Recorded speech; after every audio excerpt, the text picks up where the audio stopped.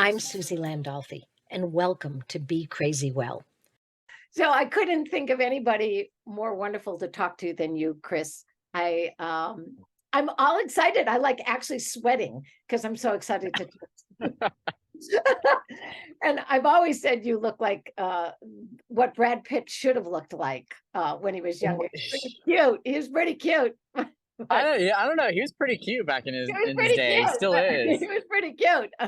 And you just upped the quotient, the Brad Pitt quotient for me. So, and I couldn't think of anybody who's more crazy well. You are definitely crazy well. Wait, someone's at my door. Look at this. Oh, So look, I just want to show you. Come in here, Ronnie. So I just want to show you that I have somebody that brings me, what is this? Cappuccino. This is a cappuccino. Homemade cappuccino by my houseboy. Who's this? Here, this is Chris. Chris. we love a houseboy that brings wants you to know cappuccinos. that this is how my Zooms roll.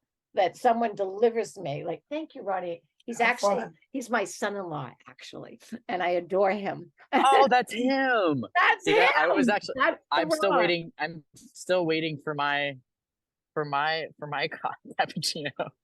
It's so good. You're still waiting for yours? Okay, I'll send him over. He's really good. Okay. So he's an amazing contractor, carpenter, general contractor, all of this, and all around wonderful man. And so I'm so grateful that they let me stay in the guest suite. He sounds like he's the go-to man. He's the go-to man. He's the go-to man. So while I'm drinking my homemade latte that he made me, crazy well. You are like, if I did a Wikipedia thing on crazy well, what it means, the definition, I'd put your picture there. Yeah. Thank you. I think it's an ongoing process. Well, you're the only one that would say, oh my God, thank you. That's a compliment, right? That shows how crazy well you are. All right. So I want you to tell everybody and about how we met, and then start to share the process of why we're talking now. You get to decide. Ooh. Okay, so how we met and then the process of how we got to where we are. How much time do you have? Oh, hour. We may have to do 2 sessions, though. Who knows? We met, so I was living on the east side. I had just separated from my wife. It was an amicable separation. And then COVID hit, like the weekends that we were kind of in the midst of physically separating, and she wasn't able to get an apartment. And so obviously with our amicable separation and COVID, it lent us to being in the same space. So she moved into my place. We both really loved animals, and through COVID, kind of just finding ways to get out, finding ways to connect with nature. And I had come across the animal sanctuary up in Malibu, known as Big Heart, which you were very associated with at that time. Yeah, I was the founder. Yeah. And you were the founder. And so reached out to you, wanted to come up and do a visit, and fell in love with it. And I think through that process, as I mentioned, there was a lot of like transitional periods happening. There was COVID happening. There was a separation happening. There was also the process of me coming into myself during that time as well. So just a really big transitional period for, I think, a lot of people and just myself in general. Fell in love with that area. I mean, how can you not fall in love with animals, an animal sanctuary, y'all's energy that you brought to that space, but then also being across from the ocean. So I'd thrown around the idea of wanting to do like van life, a camper life, what have you. And I know Kirsha, your daughter, had brought up the point of like, well, why don't you just do it? Like, we have plugins. Like, why don't you just come up here, work on the sanctuary? And I was like, is that an option? And then that's where it all unfolded. I met you and I went through your hip high training, which I'm extremely grateful for. And I hope to put that into practice sooner rather than later. But that's how we met. Right. At least that's my iteration of how we met. Right. And it's mine too. I remember you walking up the path from the parking lot up to me, and I'm going, who's that? Who's that? It looks like Brad Pitt. Anyway, so High and Hip is horse-inspired growth and healing, and Hip is horse-inspired psychotherapy. And you're right, I was doing that. I had been doing that for a long time. And what I noticed about you was not only your energy, how the animals responded to you was remarkable. So you walk this earth without much of an agenda, if almost none at times. Do you know that? I'm starting to believe that. Okay. So feedback will give you the best, right? So not just your thoughts and your feelings, but you know, I'm the therapist that doesn't give a shit about how you think, and I don't give a shit about how you feel. I care how you walk this earth, what you do, right? So when I saw how the horses and the animals, the pigs, the chickens, the llama, the alpaca, all of the animals that were there responded to you. And then I saw how the people responded to you. I said, there is something so different about this man in so many levels. With this idea that you walk the earth differently without a lot of agenda in a culture that has nothing but agenda, when we are human doings as opposed to human beings. And then you shared with me about higher ground. Now, first of all, great title, right? So I know about higher power and all that stuff. Higher ground, stepping on a higher ground, living in a higher ground. And metaphorically, to me, that means living according to principles, not your personality. That if you want to be part of a higher ground and grounding, you have to do that according to principles, not your personality.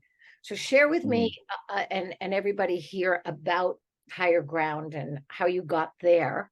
And because you're still there. And then you're starting a whole new adventure, which I hope that we'll come back together again, spending more time together because of that new adventure.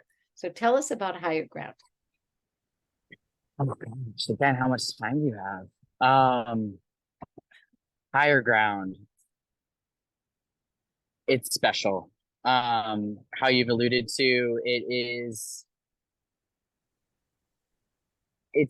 based off of tapping into yourself, tapping into nature, tapping into play and fun. The organization started in Sun Valley, Idaho. So it was the first destination ski resort in the nation.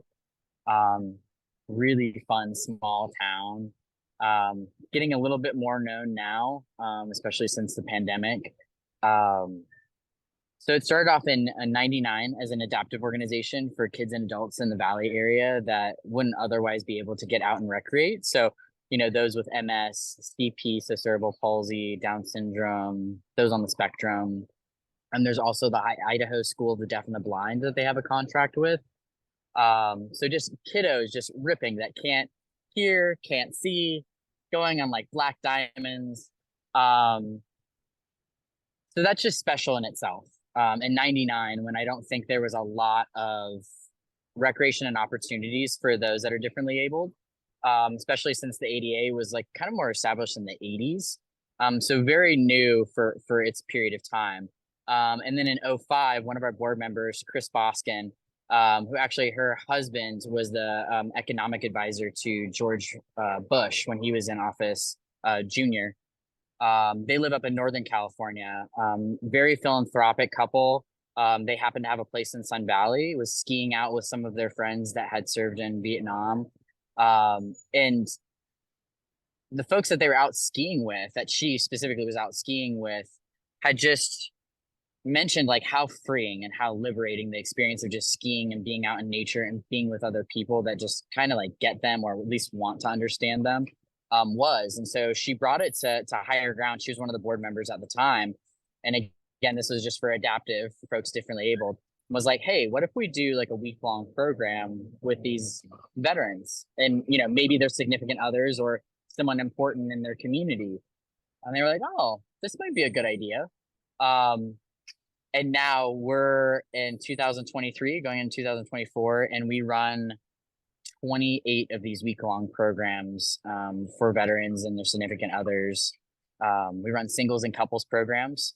But it's not just skiing, and that's really the fun part. And it's also not just in Sun Valley, Idaho. So we run programs in New Hampshire, Florida, Texas, Washington, Oregon, Idaho, California. And they all range from scuba diving, climbing, mountaineering, kayaking, surfing, you name it, we pretty much do it. If you have any other ideas, we also do equestrian. We did a program with you up at your place up in Caliente, Lifesavers. So we're always wanting to expand. And with that expansion, actually, in the past year and a half, we've broadened our scope to first responders. I actually had an amazing conversation with two first responders or firefighters that were in Pete's Coffee the other day when I was doing class, and got a hold of their rep. So hopefully we're going to be getting some LA County folks out to our programs. Awesome. So what's so wonderful about, many people know that I was part of the designers of the curriculum of Warrior Path, which came from Boulder Crest. They also too now have expanded to first responders, and we did a first responder. So I'm so grateful when organizations. That's amazing.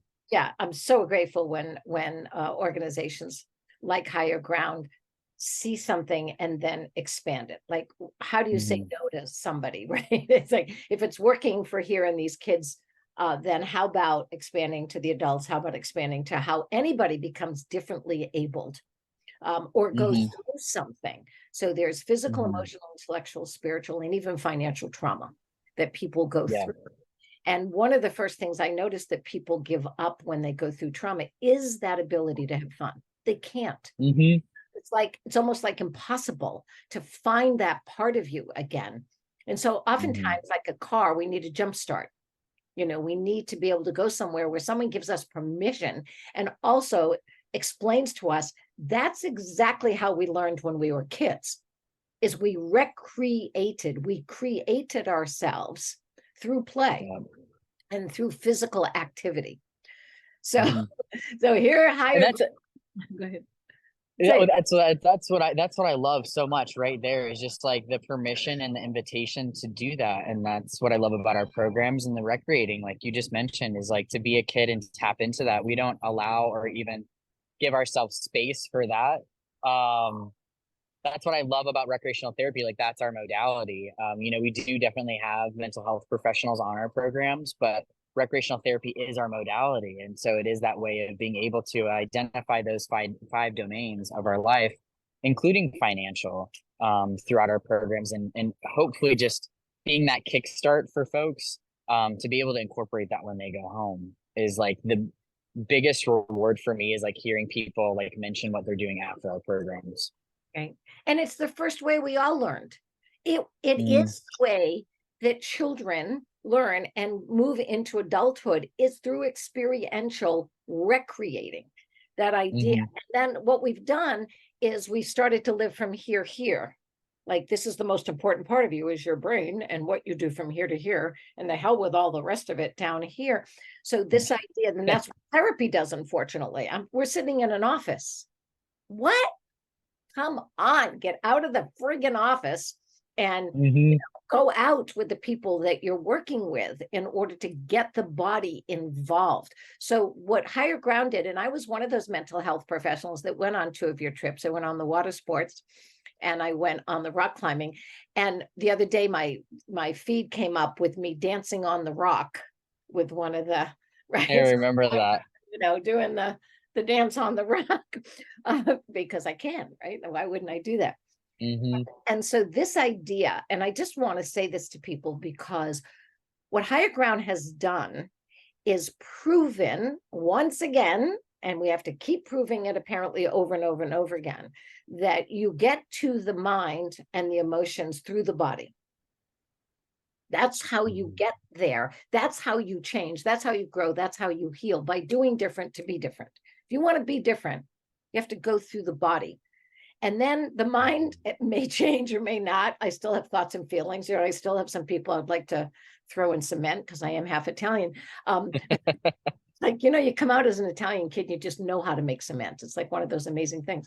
And so the point being is that I just want to say that so many times people looking for something, let's build something up. Even Warrior Path, we were at least smart enough to put in all this recreation every day. Like we at least put some activity in there, in that curriculum, knowing that we could reach people, and never mind the connection that you make when you're playing with people. I should recreating. I should probably say it that way.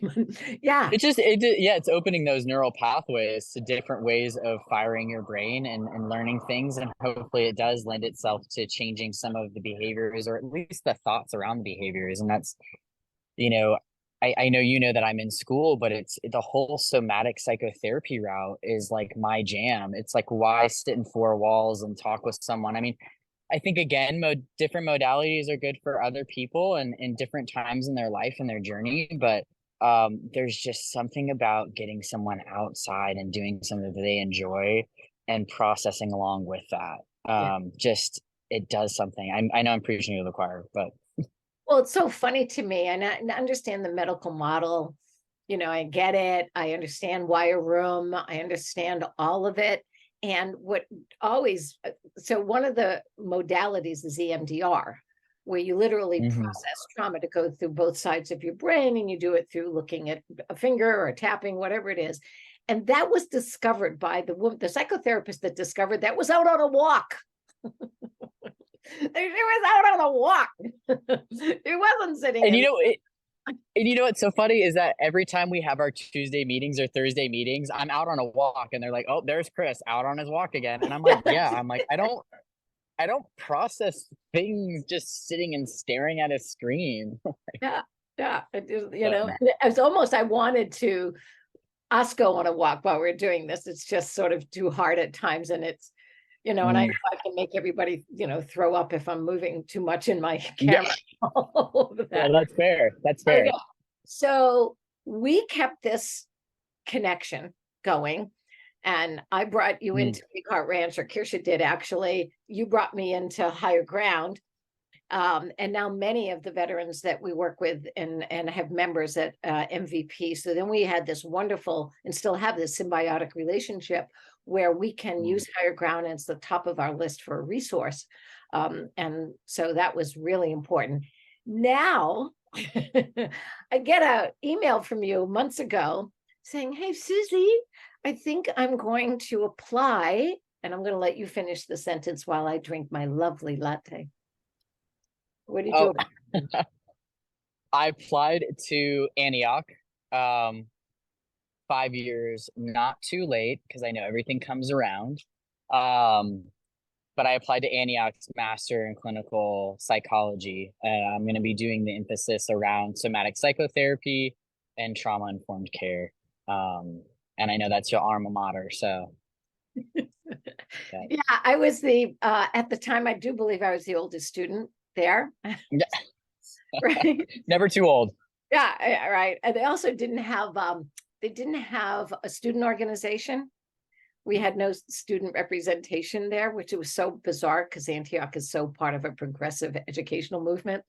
So I also started that so that we could go and tell the administration what we'd like for our graduation that we're paying for. That was a fun moment. And yet they have been such a great progressive way of looking at mental health on a continuum. That this idea that it is part of the medical model. The difference is that if you go in right now for a knee surgery, they'll probably do a microscopic surgery where they can just go in with little tubes. They don't have to always do such a big surgery because it keeps progressing. Whereas mental health, if we're not careful, the book that we're supposed to use to decide what diagnosis you have changes every 10 years. I just want to think right. I ask everybody, would you like the phone you had 10 years ago? Right. So what I love. It's true. I mean, I think about the ACL surgery I had in 08 versus 13. It was vastly different. So different. So the only problem with, the clinical work that we do, the mental health work under the medical model is, and why it's so important for people like you to be coming into this field, is it's hypocritical at best. meaning I can tell you to quit smoking, quit drinking, and lose 100 pounds. I can do that. I have a license. I have a license. And I can go home and smoke a carton of cigarettes, drink a gallon of wine, eat an old cheesecake myself. I can do that. So, Yeah. right. And I decided when I became part of this, healing modality, was that I wasn't going to do that. If I was going to ask people to change and do things, then I was going to make sure I'm doing them too. That I could not be part of the hypocrisy of it, or the hypocritical model. If you really want a Hippocratic oath, then you shouldn't be hypocritical. Like there's a difference. Well, from the South, right? Practice what you preach. Yeah, exactly. That's exactly right. Practice what you preach, the idea. And of course, we're struggling with that obviously as a world right now. A terrible. Yeah. So I get excited when people like you decide to do this work, because this new generation, you're not going to put up with that. You're not going to put up with that. Right? So I would say even the generations after me. I mean, I get put in check by the kiddos that I work with at treatment. They're constantly checking me. They're like, Chris, that's not okay. And I'm like, wait, what? I'm like, can you tell me why? I want to better understand. And I don't get the answer because I said so. Yeah, that's exactly right. That's exactly right. So what's exciting about your journey, and from the time you walked up that hill up to Big Heart Ranch and to now, is watching and at times participating in your decisions to become more authentic, to become congruent, as we like to say, where your thoughts, your feelings, your actions are one and going full circle. That's why the animals always trusted you. It's because you didn't walk in there with an agenda. You didn't walk in there pretending that you were something you were not, or feeling something, or hiding something you were feeling or thinking. Like you went in there as you. And I tell people all the time, people that have that way with animals, it's because there were times that people were not honest with them.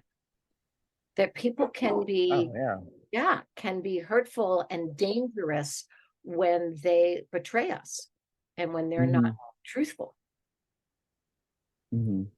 So yeah, I mean, honesty always prevails, and I think how you were mentioning is just living that world is like recognizing that we are nothing but everything at once, and just being authentic to ourselves. I feel like a lot of people end up spending a lot of their later adult years undoing the wiring that was made. I think, you had said something very profound to me that's really stuck. And I often revisit it, is that, a lot of what we think about ourselves was either said or done to us. And just that saying right there just relinquished so much within me in that moment when that was shared.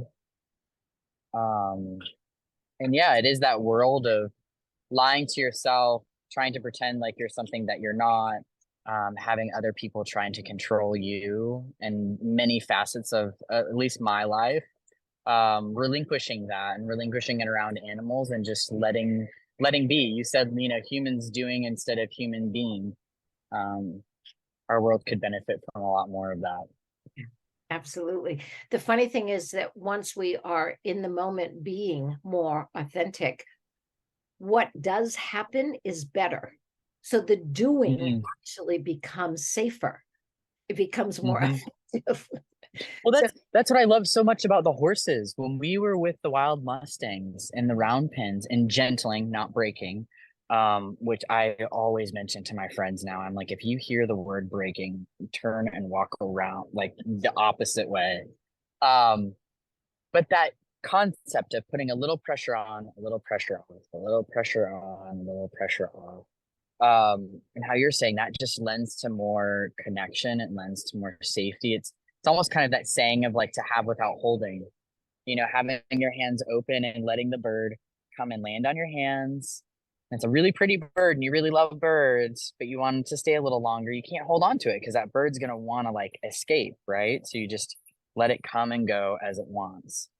And And that was just something such, it's like so beautiful to have learned from you, and just like that ongoing openness of like allowing that in, instead of being always so skeptical of like, what does someone want from me? What are they trying to get? What do they want to do?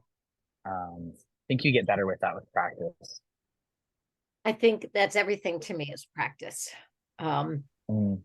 we forget about that. And yet we use the word all the time. We have yoga practice, medical practice, law practice, right? Football practice. I mean, you think about it, we have that word all the time because we do understand that the better I practice, if I'm practice according to principles, I will get better at what I practice. Mm. I think that we don't see it as the verb, we see it as part of the noun, legal practice, right? As opposed to no, you're supposed to practice the legal ethics or the legal laws and ways of being. So for me, it's kind of like the word love. So Mm. I tell people all the time, when I ask people what are the three primary emotions, what always comes up, anger always comes up as one, and love always comes up, right? And I said, when Mm. I was in English class going through school, they had to teach us how to create a sentence. So you'll either have a phrase or you'll have a sentence depending on one thing that you add or don't add. It's called a verb. Because if you don't add a Mm-hmm. verb, you have a phrase. You don't have a sentence like, to the market. That's it. Mm-hmm. Okay. So when I thought about that, I thought, okay, you need a subject, you need an object, you need a verb. So then I thought of the most important sentence we say in our lives is, I love you. You is Mm. the subject. I is the subject, you is the object, love is a verb. Mm-hmm. Love is a verb. It's not an emotion. Mm-hmm. That was It's an so, action. yeah, it's an action. It's like, Mm-hmm. I care for Mm-hmm. you. I respect you, right? I Mm-hmm. won't lie to you. Like put in any other verbs in there, or I'll always tell you the truth. Put other verbs in there that is the definition of that verb, love. And the emotion that you get from loving or being loved is joy. Mm. That's what you get. So speak And to how do you say, I think it was another one that you said, enjoy. enjoy. So I spell it. Mm-hmm. I'm always disrupting. I can't help myself. So I I thought enjoy it. that everything is passive, like the way we talk entertainment, enjoy, empowerment, or empowerment, Mm. And so I thought, well, if I'm supposed to enjoy something, and I remember having a degree in theater and then going to a play and I'm in the audience and I enjoyed it. But I also remember when I was in the play, I enjoyed it. I was in Mm-hmm. the joy, right? The So process of it. Yeah. yeah, so I was actually in it. So it's the same. So that brings us back to higher ground again, a recreational um, uh, Mm. modality. In that, what we're saying is we're not bringing you to the mountain to watch people, to enjoy watching people, or bringing you to the horses so you can enjoy and watching the horses. We're Mm-hmm. putting you in the joy, in Yeah. it, right? And the same with empowerment as opposed to empowerment. I cannot empower you because you already have empowerment and empower in you. So Mm-hmm. our language at times has to be thought through a little bit more about, or a lot more about what we're saying and what we're encouraging. There's another one. Yeah. There's Courage, a right? lot of them. The courage within, right? The courage Yeah. within. So yeah, that's Well, and that's the thing, is that the power of words, the phrases that we even tell ourselves. That's, one of the themes for our days is I am enough. It's like, what is your inside narrative? What's your inner dialogue? Like, what are you telling yourself? And I think some people actually take a step back and they're like, oh wow, like I would never say these things to like my kids or my mom, or like I would never say it to my 5-year-old self. And it's just, you can see those moments happening in people's eyes. Like the same with being on a, like, blue run. So, for folks, it's like, it goes green, like bunny hill, green, blue, black, and then double black. And you can see when people, you can see it in their face, like when they are pushing out of their comfort zone. and going into that growth and like kind of embracing it. And then they come back to their comfort. They're like, they'll stop and then they'll go back down. They'll be, do a few more yards of a run and then they'll stop, and it's just that beautiful moment of that growth, because you can tell that it's happening. You can tell that it's happening in their body, it's happening in their mind, it's happening in their thoughts. And again, that's why I've been with Higher Ground for 7 years now, and I don't really plan on leaving anytime soon. It's just beautiful, like what we are able to present for folks, especially being a nonprofit. So you've just started school. I think you're in your second or third week or something. Where are you now? I just finished my 4th week. 4th week. Okay. Yep. And you're doing some work at a treatment center. We don't have to give the name or the name of the kids, but you're working with teenagers in Malibu. And you're working there right now. So the question is, what are they teaching you? What have you learned so far with these amazing youth?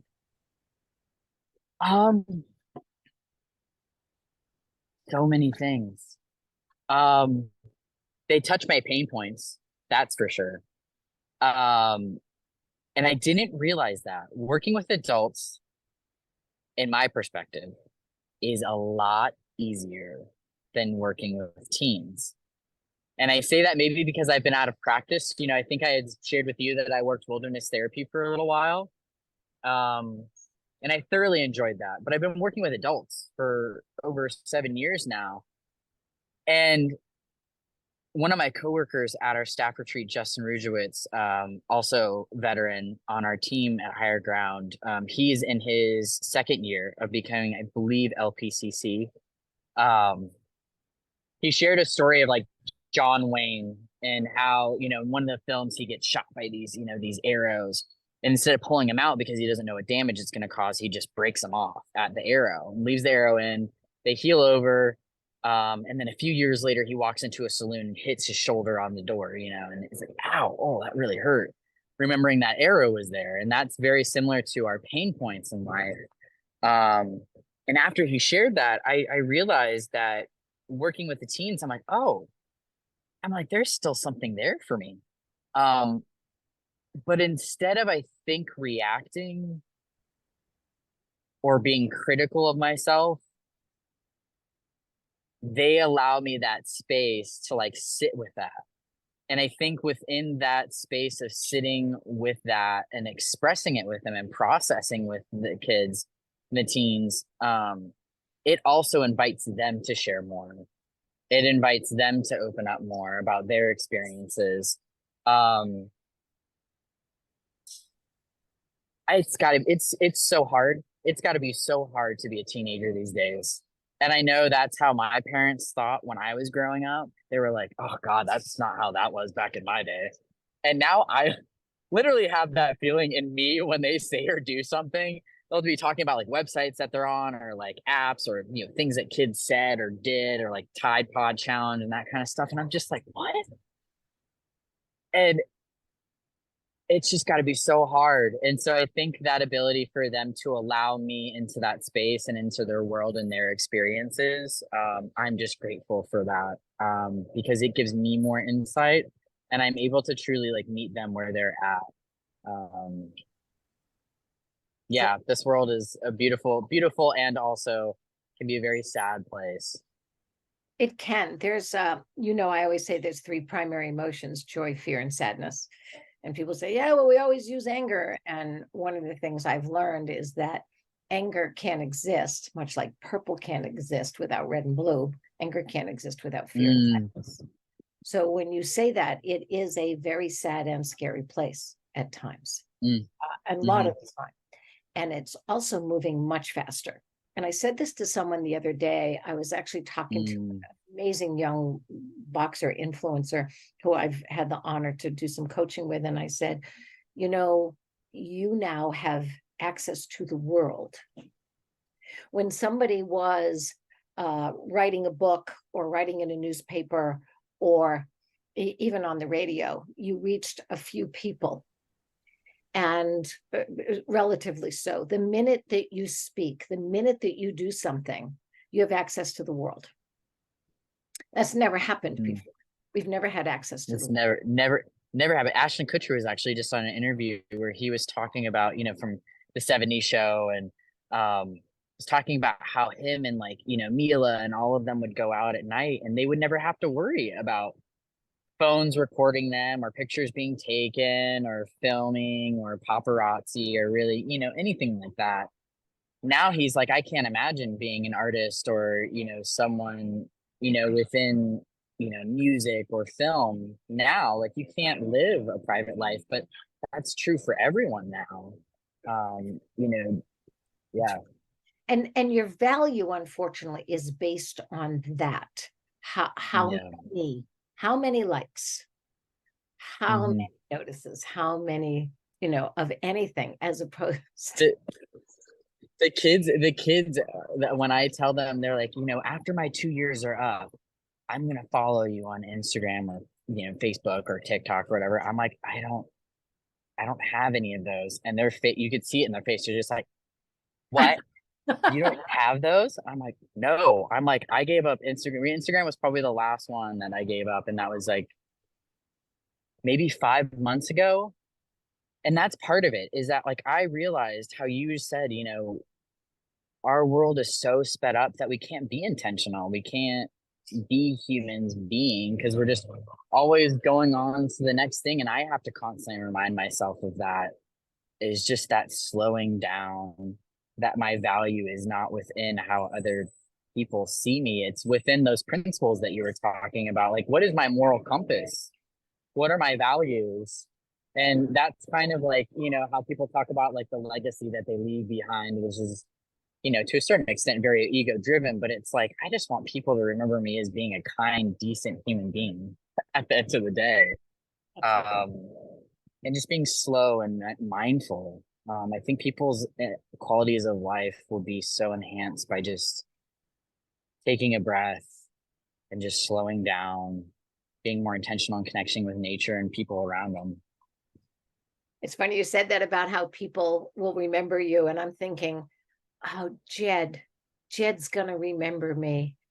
And Goliath, Jed's the donkey, as you know. I was just with him this weekend, right? He's in my front yard up at the well. I Oh, thought, sweet. oh my God, these animals also will remember. They remember that gray-haired lady. She used to come in. She always knew where to scratch us. It was like, Mm-hmm. so it's the world, right? Remember, I mean, Yeah. plants. I know that tree. We now know trees have a whole communication system under the ground. Wouldn't it be nice too that the trees would go, oh my God, remember that old gray-haired lady? And she'd come out and, water us and make sure we were taken care of. And even speaking to that is like the aspect of community, the caring, right? The principles of L&T, leaving something, better than when you found it, right? And that, is attributed to like wilderness, but it also, I think, can be attributed to our communities and society. But, I think you maybe have read The Secret Life of Trees. Yes, I have. And what blew my mind was two things in that book. Was that there's one tree in Africa, I'm blanking on the name of it, but it actually will expel an oil if a giraffe comes over and starts, nibbling on the leaves. But not only that tree, but the trees in yards and the circumference of that tree will also start expelling that oil. So, and that it's bitter. So the giraffes have to like migrate to another set of trees or shrubs or, whatever they're at their disposal. But the communication of that underground fungal root system, and then the other one that really blew my mind, that I think MVP does an amazing job about this. I know Higher Ground is trying to do a better job about this. I think it's something that society could benefit from, but it's just more community. And it was this aspect of this, I think it was a 500-year-old tree in Ireland. I think it was in Ireland, had been cut down. And some of the scientists that were on this hike, one of them stubbed themselves on it, realized that the trunk was still alive, but this tree, from like the rings and stuff, it had been cut down decades before. It had fallen over decades before. the trees around it were still keeping the the trunk of it alive. Right. That's right. And I was just like, oh wow, like how amazing and beautiful and utopian would our society look like if that was how we operated? Yeah. And this idea that now that when I was talking to this young man yesterday about if you have access to the world, could you Mm, still see that as your community now, right? Could we say, mm, oh, wait a minute. He actually said to me on the call yesterday, he goes, Suzi, I care more about the world now. Like at first I was mm, me and I was trying to be, rich and famous and all that stuff. And he said, now I care about the world. Like healing and growing allows you to grow and open up the aperture of your caring, of your heart, to include the whole world. So what if we could mm, use social media to help provide more connection as opposed to more likes for just you? What if it was, mhm. I always said that there should be a someone elsey instead of a selfie.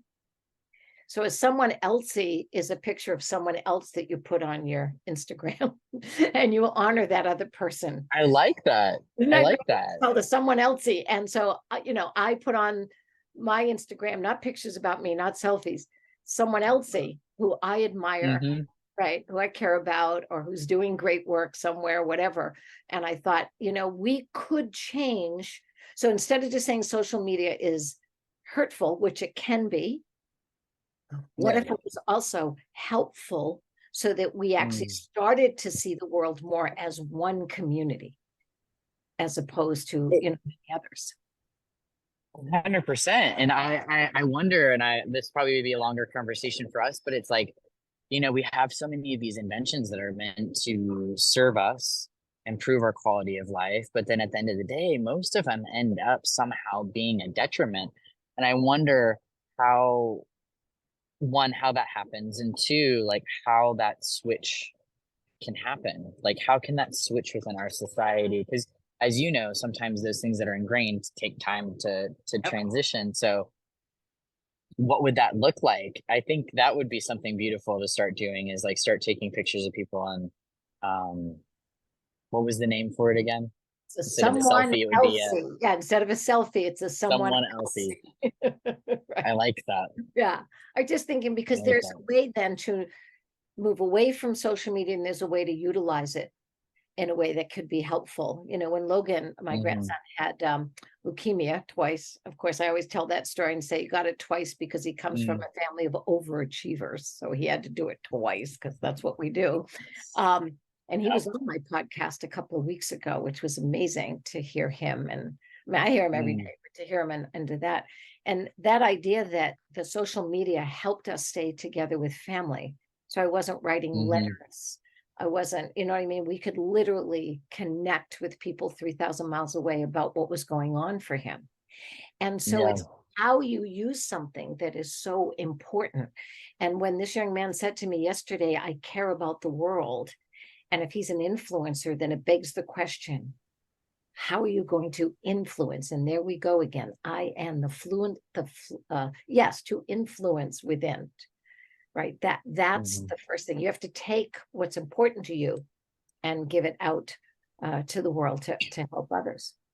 I'm curious, what was the switch for him? Did he allude to one Yeah, it was specific his thing own that kind healing. of Yeah, it's his healing of his own trauma. Like being mm, able to go in and take a look at exactly how we started this conversation is most of what you think about yourself and feel about yourself was either done to you or told to you. If you don't know what happened to you, mm, you can't say, well, that's just the way I am. Well, first of mhm. all, unless actually was in an incubator, if you're in a petri. That's an easy cop out. Yeah, yeah, that's the way I am. It's like, no, that's what happened to you. It's not what's wrong with you. It's what happened to you. Mm. And this young man just pulled everything out of I always joke and say, if you're going to clean out a garage, do it the way my daughter does. Every time. Oh, This is, Kirsha. yeah, Kirsha, because Kirsha's the organizer. She takes everything out of the Oh garage. no, I've seen it. I've Yeah, seen it. she takes everything out of the garage. Remember, she used to clean the shed. She wouldn't just rearrange shit. She would take it all Hmm. out, then decide if something goes back in or not. But that's the detailed part aspect of it that you were saying, is that you have to be intentional with it. You can't just, for lack of better terms, half-ass it. Yeah. You have to be intentional with those things. And then when you aren't intentional and there are maybe ramifications or reactions, it's like having that bandwidth to be able to turn inward and be like, oh, okay, I could have maybe been better in that moment, or responded better, That's or what my acted dad better. did. So I said I'd never be Mm, like my dad, and yet I'm doing exactly what was done to me, because we're all at risk of doing to ourselves and others what was done to us. And we'll mm-hmm, say, well, like, no, I will never do that. Yeah, you will if you're not careful, if you're not intentional, right? The mm-hmm, attention within is intentional. Everything mm-hmm. starts from within. And then you can say, no, that's the way I choose to be. Yeah. If you can't say that, if you can't say, no, this is what I choose to be, because I've taken it Mm-hmm. out of the garage, I've looked at it, it works, I like it, and it's effective, and I'm going to put it back in. I used to say to the Yeah. veterans all the time, if you were getting ready to go on a mission, and I handed you a rucksack, which of course we know is supposed to carry everything you need in order to survive and thrive and help your team on a mission. Mm-hmm. Half of it was filled with shit that didn't work, wasn't yours to begin with, didn't fit the mission. Mm-hmm. What would you do if I was the CO? And they go, we'd wait for you to turn your back and we would dump that shit out. And then we would put in everything we need in order to survive. I go, well, that's your childhood. That's your past. That's your past Mm-hmm. rucksack. Yeah. And then choose what you want to put in there in order to be the person you deserve to be.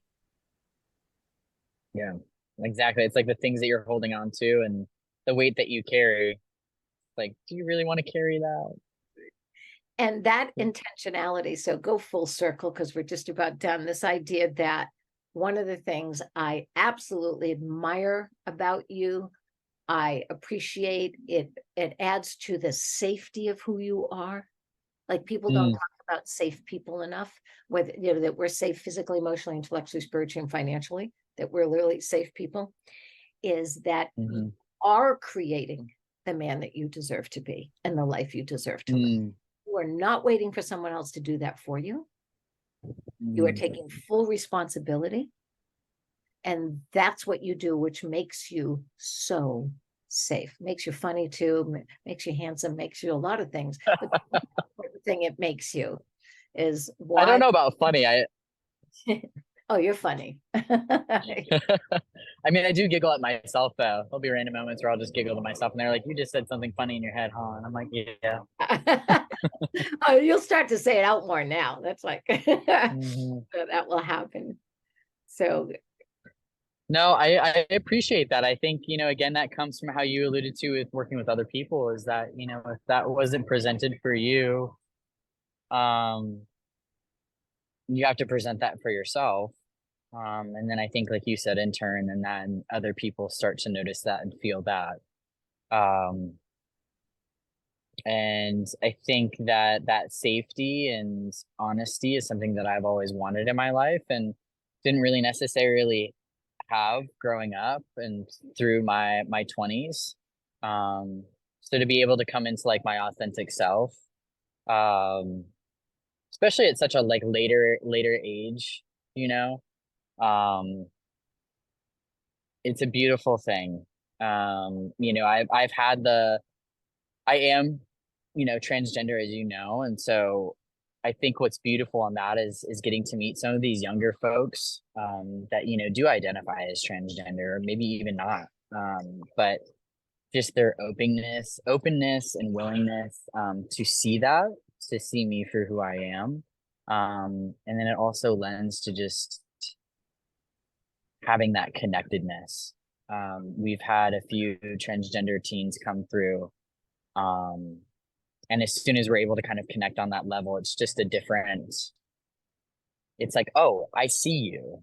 Like, I see you. And it's a beautiful experience. But yeah, I've always wanted that safety, and I want to lend that safety to other people. I think hence why I'm going into the field and the fields that I have been in before this. So yeah, thank you for saying that. That means a lot, that what I'm trying to put out in the world is seen from others. And I'll end with this.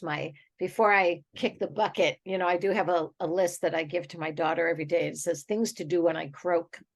And so I'm going to tell you one of the things I'd like to do before I croak, because I would be honored to work with you in this field, and in any way that I can help you gain that experience, those hours that you must get, and all those things. I would love that. I got lots of hours, all of the hours, as you know.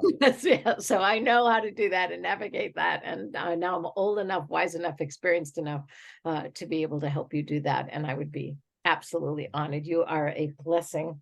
I can't even tell you how thrilled I am. I'm still sweating. I'm still excited that you are here with me. And isn't that wonderful that we still have that kind of, I would call it this kind of hope and encouragement that there are people in another generation coming like yourself that's going to make sure that when I am croaked, that I can always think there's you, there's Kirsha, there's my grandson, there's all those kids in that treatment center that are there learning about how great they are, that there's nothing wrong with it. So I appreciate you. I appreciate you. It started with those seeds that you've planted. You've planted many for me. And I would also be equally honored and grateful to work with you. I definitely see you as one of my mentors. So I'm excited for what's to come. And I just appreciate this time. The next chapter. Right. And as you transition and keep changing into your authentic self, I just want you to know that I'm now 2 inches shorter than I was when I was in my 20s. So I'm also transitioning downward. I love that. I love that. I feel like I've maybe lost an inch too. So I feel like I might be ahead of you. All right, my honey, I will talk to you again soon. I'll see you soon. Bless you. Okay. You're crazy well. Bless and by you. the way, just so you'll know, the theme song was written by Calvin Love. So you should listen to it when we post this on Monday. And it's called Be Your Best Self. And he let me listen to it for free. He just said, take it, Suzi, utilize it. And he's Is it on Spotify? Everywhere. Just look out the Calvin Love with a K. And okay. He's a wonderful musician and songwriter. And yeah, look it up and be your best self. I am. I'm gonna go walk and get a coffee and listen to it. All right. Well, look. Too bad you didn't have someone come and deliver it to you. Homemade, my guy. I know. I know. He still hasn't gotten here. All right. All right, Suzi. Take Bye. care. I love you. Love you, Chris. Love you.